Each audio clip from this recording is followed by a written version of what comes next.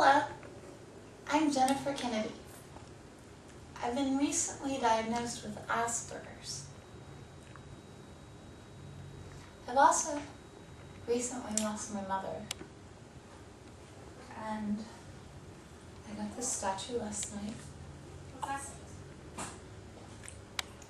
and it means a lot to me, but I'm never going to see certain people again, ever.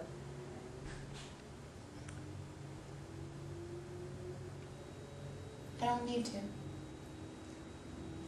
One of my best friends, he has Asperger's like I do, and he's a doctor, and he told me that, how do I feel about a certain person when I come away from them? Anyone. And I answered, sick. I feel sick. And he said, those are toxic people that you shouldn't have in your life. And every time I see each of you, it's exactly how I feel. Sick. After I leave you, I feel sick. When I know I'm going to see you, I feel sick. Last night I felt sick. And I'm not talking about the kids. I'm talking about the grown-ups that know better. Your sister has Asperger's syndrome. And I was just there to drop off a quilt. And I hadn't been to Mommy's. I went in there and I wasn't being mean. I gave him his quilt. I just sat there. You didn't say a word to me. I didn't say a word to you either. Seems we got something going on. But I'll tell you this. I saw Mommy all last summer. I was good to her. And she told me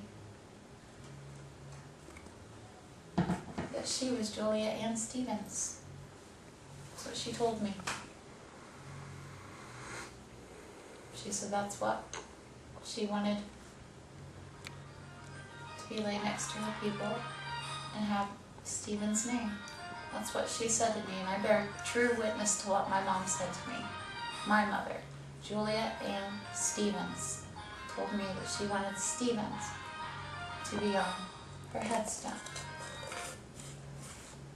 So, all I said to you is, I've always thought that statue looked like Mom. That's what I got it for. Can I have it? You gave me one of these. So I set the statue next to me. Just back on my knees again, just lost. In my mother's house, my mommy's house, I was lost. Because there was no love there. And when I left, I didn't feel sick. Because I knew I was never going to have to do that again. Because Mom was gone. Now, today, and that's another thing. I decided yesterday I was never going to give any free quilts away. Because I've given away 75, I've kept one, and I've made 76. This is quilt number 77 I'm beginning. And I was so tired yesterday, and I just really prayed about it, and I was like, that's enough. I'll never give a free one away again.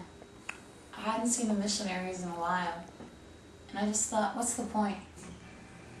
The next one was supposed to be for a missionary's mom, who's sick. And, hi, you're already home off your mission. I'm going through a lot right now, but what really helps me is my faith in your Heavenly Father. He really does help me at this time.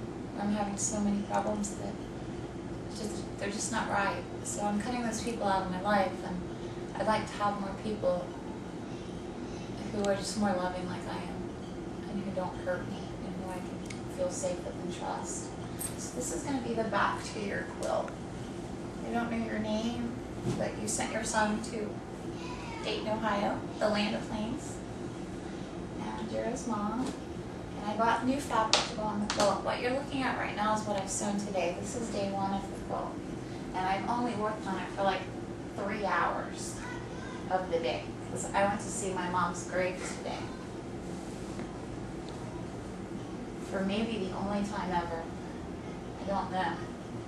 It depends. I might never go there again.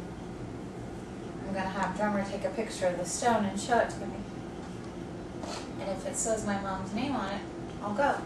And if it doesn't, I'll never go again.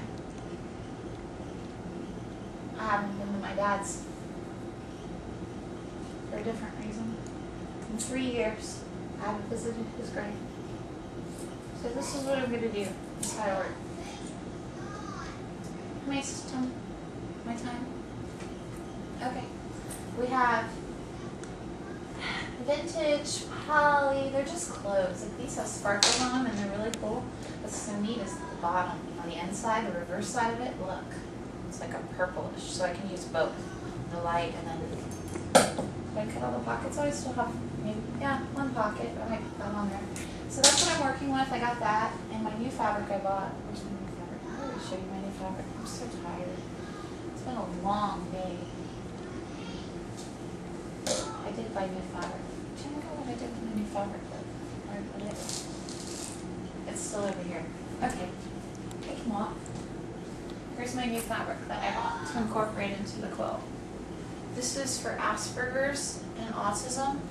We have puzzle pieces, and they're multicolored, and that's a lot like us. There's different pieces to us that, and a lot of our art looks a lot like that. And I bought fabric for the first time ever, brand new, for your quilt, because I thought my mother would like that. I would do this for my mother. So I'm making this for you, for me and my mother, whose grave I visited today. She would like this. And these are t-shirts, and this is how I get my solids into the quilt, because you got to break this up with some solid colors. And these ties were given to me on my birthday as a birthday gift from the missionaries. So I'm really blessed by all that. And I'd like to give a prayer before I sing a song for you people. I love you guys. And it came to pass that after he said unto all these things, and expanded them to be the king, that the king believed all his words. And he began to cry unto the Lord, saying, O Lord, have mercy. Lord, have mercy. According to thy abundant mercy, which thou hast had upon the people of Nephi, have upon me and my people. And now, when he had said this, he fell into the earth, as if he were dead. And it came to pass that his servants took him and carried him unto his wife, and laid him upon the bed. And he lay, he was dead for the space 2 days and 2 nights, and his wife and his sons mourned over him, after the manner of the Lamanites. Wait, his wife and his sons and his daughters mourned over him, after the manner of the Lamanites. Mourning, loss and grief. I flipped it to any page. It's Alma 1838, 256, saying that the daughters mourned over him in the manner of the Lamanites, greatly lamenting his loss. I am mourning over my mother in the style of the Lamanites, which is a my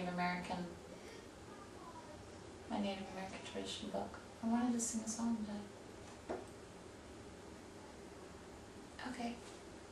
Love you guys, cut.